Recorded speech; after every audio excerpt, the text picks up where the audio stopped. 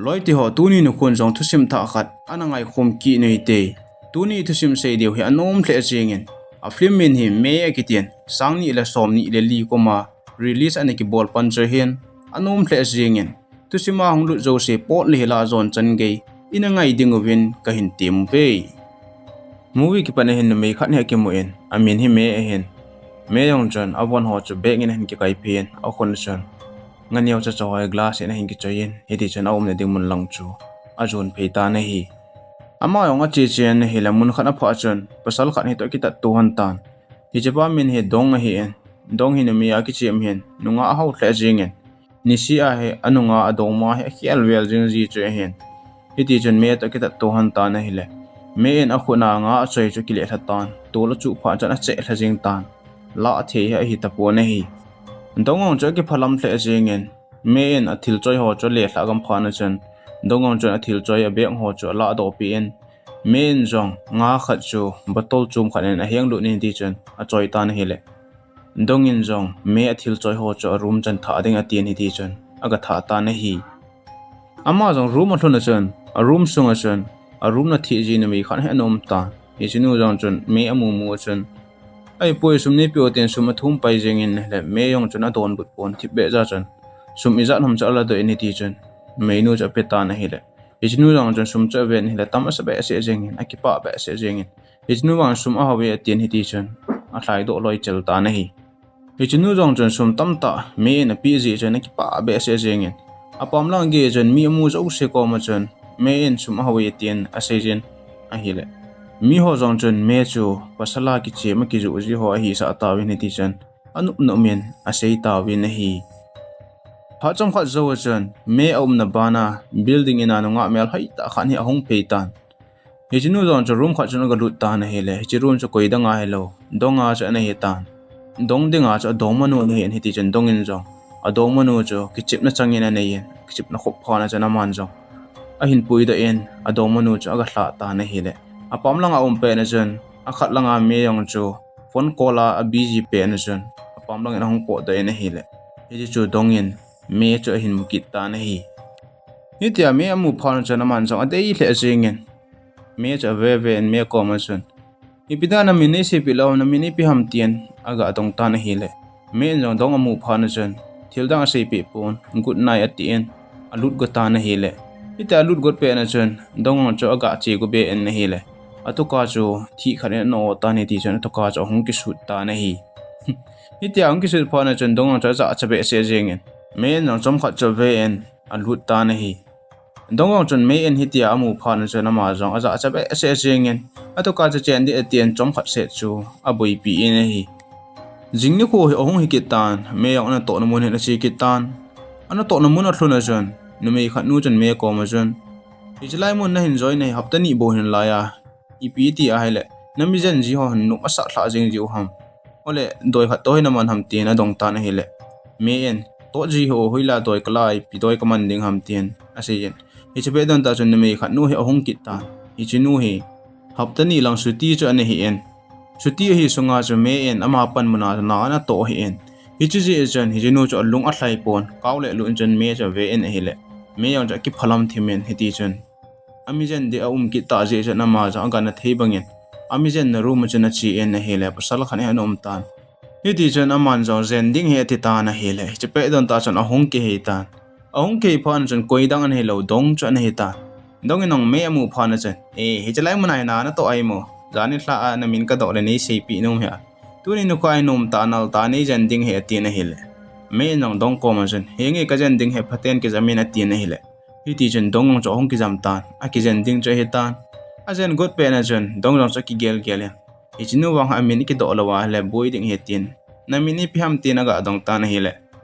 me nong dong ko ma chen ka min he he no ma le newspaper have la chen newspaper na mu ding he ati pi na hi le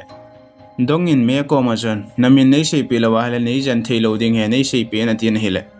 me chen na min a sei pi di pon anui sanin hi ti chen thil chum chum a se jen a hin jan ta na hi le ita hin jen phana chen dongin jong me cha ven hele adei ne ki ka la chen adei che jeng tan me amial hoina chen a hlim ngol jeng ta na hi iti chen me en jong dong cha jen jenin a chen chai phana chen dong jong so po do ta a po do phan chen swimming pool mun khana hen aloi hoi ta to khom win aloi hokom chen me a dei dan ai lawal agenda ho cho sei ta na hele aloi khat pa chen ipi nang playboy khat ni ya nunga hon jong na dei wa ipi nang dinga dongma ki wa ham nunga ki wa ding ham ichi massage ball pen ta po je na lung kham pi ham ga pe le chen na pe do pai jeng ding he tien a sei ta na hele dong ho chom khat na ki gelen a thip che jengin aloi pa ko ma chen hingi a hi ba hichinu pen ta ki zol do lel ding ham ka in try ding he tien hiti chun me chu dong in zol ding hi ati ta na hi hija kun chun dong in ong me chu ki ho pi ding rol do te ding atien hiti chun me alung hol na chun a in po wina chi en mun tin chun ki mu to pin chuti lo ana to na rang chun ni se he na chi je na ki mu pi na hin la a ki ho pi thei po na hi a hi chu me hi mi jong ho pi be se lo pasal jong don be se lo mi chu ani in hi hiti chun pha na che chen na hi le hi chalai vela ho jong chun me chu akijoh ji alon me chabai na hin ge lo wen hiti chun hi chalai vela khompi jo si chun me chu a hin mu thada ta we na hi hiti a kim vela hon amu thada wa ki he ni kho jong chun aman jong hi cho loi chu donin jong nei pon hiti chun ana to na mun chun gun ten hiti chun na atong jing in na hi ni khan hi dong jong me ko ma chun a chi en me nga su sit pi chu aman jong a chum he choi khel pi ni ti chun aga pi in me ko ma chun ai poi lung se ten ka give pi hi ki sanin khat ve nya nga ka su sit pi je chun ki phalam be se jeng nei la pe na tien a taw tho jeng ta na hele me yang chun thil dang a sei tam pon hi ti chun anga choi chu ala pi ta na hi ti chun pha na chi chi kin in na hele ni khat hi me in sunga chun me a room sunga chun mi phalo khat ni a lut khatan e chaba chun me chama ding a tien na hele hi ta de lai ta chun dong chu aga lut khatan dong a lut phan chu dong in hi chapa chu vo kitin a voin police station na pui honin police hokom chun report na bol ta na hele police on jong hi chapa chu aman ta win zelin a koi ta win hi cha chun dong in me cha go hu do ta na hele me yang cha ke phalamin hi cha kon chun dong chu a hin ho num je ta na hi hi chu chun amani jong restaurant mun khan hi chi honin hi cha chun don thei thei ne thei thei ho he ani honin a kholim lim honin hele hi pe don ta chun dong chu anu in phone hin bol tan phone call hin bol pha chun aman ja agala pin a po den anu ko ma chun lo ten ka in funding he ka boy be se jeng atien a koi pi pai ta na hi hi tia anu phone call koi pi pha na chun me in jong dong cha ven dong ko ma chun nanu na lung se lo ham nanu na ngai lo ham ipidinga ja ki ho pi lo wa he tia ja phone call na tha pa ham tien adong in hi le dong chun me ko ma chun ka ngai nge hi ding ham nang to kum je na ka ki sei boi bo be mingol la ti in hi le me yang cha anui je in anui sat ta na hi eti jana manin jong ane ding hon adon ding hon chu akine chai han adon chai han phana chun in lam zone in hong kle kin han ta lam pi chun dong chun me chu ipi phama sei pi ta na hi le me yang chun ima cha sei pon adon but pon hi ti chun anui sat thoin a hin la sung lang chun akipa atle jing in na hi hiti jan phana che chen a hela jing ni ko he ahong hi ke tan jingka hen me je to pasal khat min ki te pa he ong ki moto han tan me de nga min hi achapa hi en hiti jan min jo pu pa to hi chlai mona hong hon che hi en me no chapa ko ma jan ipidinga nung hon ha ma ti na hele achapa jan ka hin phone hana la ka hin phone do hon ni a la khong hon he ti pen hi che don ta jan dongong che chlai mon jan hong yen hele me en dong ko ma jan hi chi ka chapa he kalung sit pen ka ngai pen he atien a seitan a het sa ta na hi hitia me en dong ko ma ka chapa he tia sei chen dong jo athi be jengen a hung nuyen imcha jong a sei pon hi ti chen in langa ding en ki le ta na hi dong a po do pha na chen me to pa ong ki mu to han ta apa in me ko ma chen sum athum ta na hi le me chu alung hang ta na hi aji jo da tham sanga sum tam ta pi na da hla pi che hen ipi bola he ta cha mo chai jeng ham alung a hang in hi le apa chen ai poi ni ngai da min sum nei pi lawale thelo ding he ta ya tien ni ta ta phana chen me en jong apa chu sum izan ham cha pikitan aban wang ki he jengin sum ka pi lo ding he ta ya tien iti chen apa na sum akila en achapa to apo do go han tan achapa akile good phana chen ahung kile ki nen anu ko ma chen heno nang na ki pa a hele ki ka ki pa he jeng hi chi he jeng en atien iti chen anu jang ami thli hong po do leu jeng en achapa jang chu akile ki ta na hi me en ipidinga apa sum api num ji lo ham iti a hele apa he sum lo lawa he ti a he achanu sum lo ho he ki chep na changa ania hi tia amo man chai chai jing ji na he achanu hin api num ji lo chu a hi in a hi jingni ho he ahong hi ki tan mele dong jong barmun kha hen ahong ki muto han tan ei cha chana kyolim hanin donginong me komajan a hi poya ven kanung kama a hinunga ki khap jengin adim se jengin a hinla nunga hi zat la nang hin ki chume phat jong na phat to in namel jong hoijin kalung lai na tong khle jeng a hi poya ka hin lung se ni atita na hele me ang chana don but pon iti chon lung sit mele na ga ve ta na hele dongin ang lung sit mele na ga ve tan chom khat se ne ki ve to hanin a ki ve to khoman pha na chana mani jo hong romantic han ta ni ti chon a toy phi hanin room khat chu ga lut han ta na hi hi ti amani jong om khom zo hana chon dongin jong me ko ma chon kanu ko ma ka puiding ni e kanu to ka ki mu to sa ding ni e tien a seita na hele me yang cha ki pa hle jengin pha chom khat zo hen amani jong dong te en lang chu a zon han ta na hi amani yo chi chi hanin ai le het man lo ka hen dong te na ga hlung han tan in sung alun han chon adim se jeng ovin dongin nang anu ko ma chon hi cha ka dong mu nu he tien a sejen me nang dong anu chu pa cha khan he pen aka to han ta na hi le dong anu chu hong yang pau tan na dong mu nu ang choi ki sip ki sa cho hoi mo na lo lom a hin ti ta na hi le dongin anu in hi ta hin se a het pha na chon kanu hin ipi ye la hi ta hin se hi demo atien me nang hi che ki za do pha na chon a za cha ba se jengin in lam zo nen a ki le ta na hi hi ta in lang ki le nu nga chon dongin me cha phone call bol jengin hin la me chun dong phone call chu ala pi ta po na hi hi tia phone call ala lo pha na chun dong zong alung adongin me na in mun cha zon tan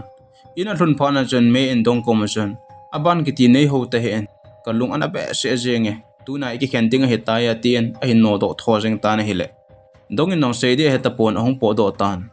jingni ko hen minin jong anu lungkel no mo ta a hi het pha na chun dong ta ki mu to hanen dong ko ma chun ai po ye hi chan kanu to ne ke ma kanu lung thlai se la hi chu akipa hi chu kamu in ka he in ka tha nu min ain la tu na hi ina ti hon he tam ama lungel nu mo ten ta ye ai poya lung se ten kanu ho ga ho phakin in lang phaten alung ga hol ki nen ka ki pa sa ki nen ti ni ti chun ada la ta na hi hitia minin dong ada la zo chun dong jong ki gelin me na hin no do tho jing hi je chun gavel chi ki ding jong cha ki phalame iti chun ki gel ta na hi jingni kho he ahong hi ki tan jingni kho hen me ona to na mu na konen hai tan iti chun in lungel no mo ta hen ki tung ta na hi le ita ki tun pe lai ta chun dong jo ga wa lu tan dong in jong hi khan he vet se en hi chi gi filung se te nei san pen kin nang kain lung se nen ka hin de yen ki chen pi ding ka no me ipi la thil zo se hi a pha phalang in hei nang hin bol to nang ya tian hi ti chun a ki choi jo ga open chuti lawa khut jam ring ho hi aga apikit tan a hi le hi chi me na mu phan chun a ki pa ba se jengin ami kli ahong po nen ahong kap tan aka pu mu chun dong ko mu chun ai poe lung se ten tu nya ko ni nei da thla te hin lang thira so zo se hi a phat na lang in nei do ina tin ni ti chun aki kol to hanin me cho kaptan dongong cho ami thli hi ahong po do leu jing in hi hicha kon chun amani jong ahong ki wok man tan ki pa ta chun hin kho hin mang honen mun num na chi hanen nuk na thei chan hin kho en mang hon tan ni khan hi dongin jong me chu anu ko ma hen apui ki ta na hi amani yo chi hanin na hi le het man lo ka hen dong te na ga hlung han tan in sung alun hanin na hi le me chun min cho hin mu ta na hi min hin mu pha chana ma jong alung dong ena kom chun ga kitungin hi chai pi nong bol ham pi na bol ham tien adongin a hin la achapa chun sei po na hi hi chu chun dong anu in jong me ko ma chun a hi po ye boy hi tia chana ko ma sei lo ding hi kan sei khela hi ta ye hi bang na mel ho ya hi bang na phana nei ngai da min tin ngai da me ki thumin me ko ma chun ai po ye na cha pa school ka kai sa ading he atien ka no ranga ve sa ta na hi le men hi chi amu pha chana ki pa ba se jeng ami thli ahong po nen hi ti chun dong anu ko ma chun ki pa thu hi a sei ta na hi hi chi dong in aza pha na chana ki pa ba se jeng in anu ko ma chun ga ki tung tan a hi le anu in jong me ko ma chun a hi po ye boy nangin na chapa na lung se ding na ngai lu ding ka he hi chi bang se ken jong ka chapa ka lung se en ka ngai lu e hi chi chen nangin jong ka chapa he lung se ten ki khen pi jeng tan da tha jeng tan na chapa hi chelai munin se en ken a hin ho en wa eng ka ting ngai lu eng ka ting lung se eng ka ting le kha jong phat chan sim sa anang e sum zo siang ken podo anang e tin a hin seitan a hi le me en jong hi che za phan chon alung anat hle jengen dong in nong hi che za phan chon alung a hangin a hung ding do en anu ko chon heno ipina sei ken ham tien a seitan hele che pe don ta chon me apa chu a hung lu nen to na kha chon a hung to hin me ko chon a hi poye me nang ko ma he thilin ta khat ka sel gu in tu chanai ka sei do lo he hi chi hi dong in sung mi te hen a he su ke jeng obe hi chu ha le na neo la ye chon dong te na hi nang he sum ka ngai cha wal jing ji chon kana ki zo in idi chon ni we lang kana ki zo ta na hi le hi cha chu naw na hin wo men tu a min na cha hi na hin nei he tin a hin sei ta na hi le hi chi dong in apa kam cha ko na za phan chon ata san thei mong mong pon alung ana pa se jeng di chon apa chu o min amangin na cha na zo jeng thei ham tin a se jen lung na ta chon om ta na hi le a cha pa minin jong a hlemen dong in jong me cha hlemen a kolen a in ko tema sanga chon me hi kalung set ka ngai lut pe na hi en ka jidinga jong ka dei hlen hen ka kitchen pi ding he tin a sei ta na hi le me ding chon angai nup nan hi che pe ton ta chon dong aloi pa cho hongin aloi pa chon dong kom chon hi chine thla a me na zol ding ne thla a time pass a dinga bo na zol gun hi lo ham ibidinga he tia chu nongol pai pai go ne tam tin a hung sei ta na hi le hi che me a cha pa mi ne za pha an chon alung atong thla chingin alung don je jan ama jong chon dong kom chon ipi na sel gu ham sejen kanu hi ina lo kon ham tin adong ta na hi le hi tia do lai ta chon dong anu jong chu angol leu jeng tan ko hello chun a hlu ta na hi hitia dong anu ko hello wa ki jam pha na chun ama hon jong thildang sei ta lo chun lo in na pui ta win a jen ta win a hi hitia jen pe na chun me en jong dong cha ve en